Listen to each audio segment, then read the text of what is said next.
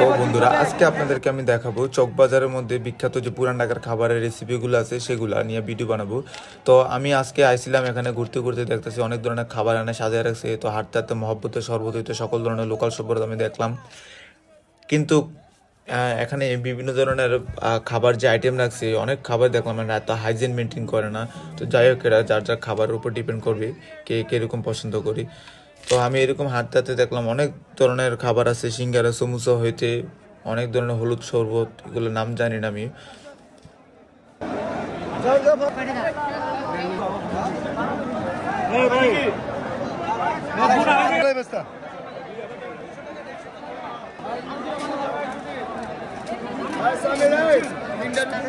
ভিডিওটা আপনার মনোযোগ দিয়ে দেখলে বুঝতে পারবেন, উরি বাপরে বাপ, এত মানুষের মতো মানুষ খাবে এরকম মনে হইতেছে, কিন্তু খানাতে কিনে খাবে এটা তো টের পাইতেছি না।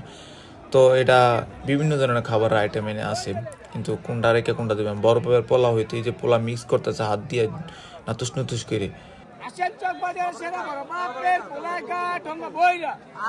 উনি অ্যানাউন্স করতেছে বড় ভাই পোলাও খা ঠোঙ্গা বেড়ে লইয়া যাও, এই বিভিন্ন ধরনের সিগুলি বা বিভিন্ন ধরনের ছন্দ সাজা সাজা করতেছে। তো এনে হচ্ছে মাড়া তো আপনারা অনেকে চিনেন, অবশ্যই দুধ দিয়ে যে বানায়।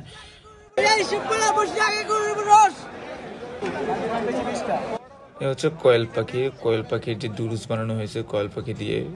এখানে এই পুরান ঢাকায় না আসলে আপনার বুঝতে পারবেন না মানুষের খাবার আইটেম কি।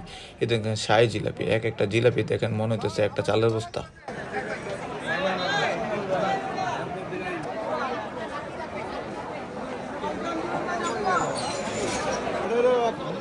ভালো দাদা, এখানকারটা ভালোই তো। 200 টাকা তাহলে কেমন করে ভাই? 150 করে খানা দুটো নিয়ে যাই। হ্যাঁ,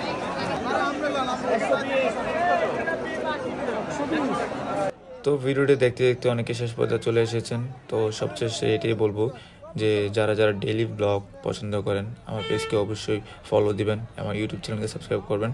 ধন্যবাদ।